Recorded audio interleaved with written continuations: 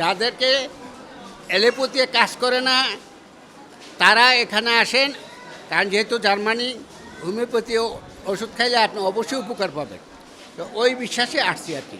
অশীতিপর এই বৃদ্ধির কথার মধ্যেই যেন লুকিয়ে আছে হোমিওপ্যাথির পুরো গল্প। কেউ এসেছেন বহুদিনের সমস্যার কথা বলতে, কেউ আবার পরিচিত কারো পরামর্শে। হাসপাতাল সূত্র বলছে কদিন আগেও রোগীর সংখ্যা ছিল শতকের ঘরে, আর এখন সেই সংখ্যা ছাড়িয়ে যাচ্ছে আগের হিসাব। অনেক ভালো, অনেকক্ষণ সময় নিয়ে দেখছে এবং ডাক্তার আর রোগীর মধ্যে একটা বন্ধুত্ব সম্পর্ক, মানে সব খুলে নিজের মনে করে এরকম শুনছে, তারপরে এরকম ওষুধ দিয়েছে। আমি গত 2 তারিখে আইছি, আবার এই আজকে 11 তারিখে এসে ওষুধ নিতে আইছি। এই 2 তারিখ থেকে এই পর্যন্ত ওষুধ খেয়েছি, খুব ভালো, আলহামদুলিল্লাহ, কোনো সমস্যা হয়নি আমার। হোমিওপ্যাথিক চিকিৎসাটা হলো, এটা কোনো এক নম্বর হলো সাইড ইফেক্ট নেই এবং এটা সেফ এবং সকল বয়সের জন্য। আপনার একেবারে বৃদ্ধ থেকে শুরু করে একেবারে ছোট বাচ্চা যিনি ভূমিষ্ঠ হয়েছে, তারপর থেকে আমাদের যে চিকিৎসা যে সিস্টেম, এটা ডক্টর মহাত্মা হেনিম্যান যেভাবে এটা তিনি আবিষ্কার করেছেন, সেটা যদি আমরা ফলো করে যদি আমরা চিকিৎসা দিই তাহলে এটা পুরোপুরি সেফ। আমাদেরকে এটা প্রচণ্ড পরিমাণে ভুল ধারণা আছে যে আমরা প্লাসিবো বা স্টেরয়েড দিয়ে হয়তো বা ওষুধগুলো মেক করি, যেটা একেবারে ভিত্তিহীন।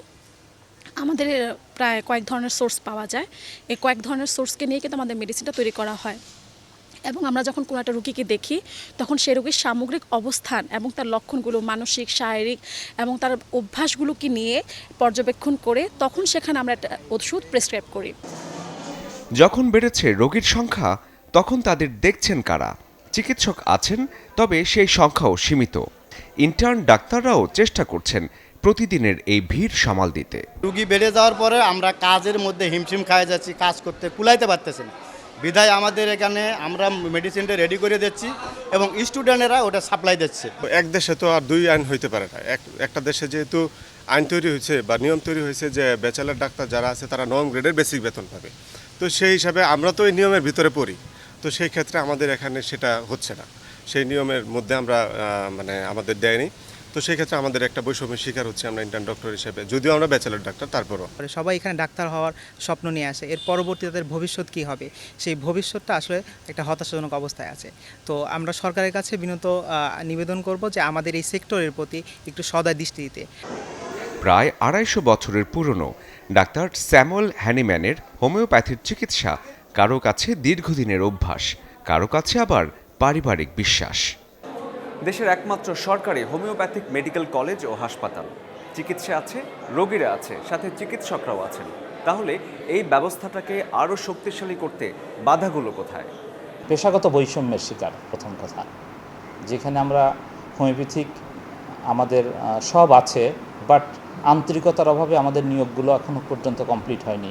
2000 সালের দিকে যখন হাসপাতাল শুরু হয়েছে তখন কিন্তু এইরকম ভিড় নিয়েই হাসপাতাল শুরু হয়েছে।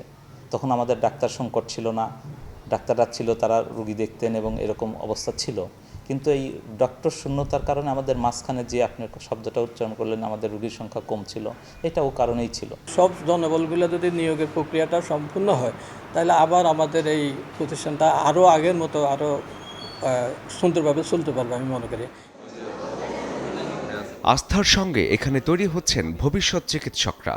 তবে এই বাড়তে থাকা আস্থার সঙ্গে তাল মিলিয়ে চিকিৎসার মান, জনবল আর কর্মক্ষেত্রে মূল্যায়ন সবকিছু কি একই গতিতে এগোচ্ছে?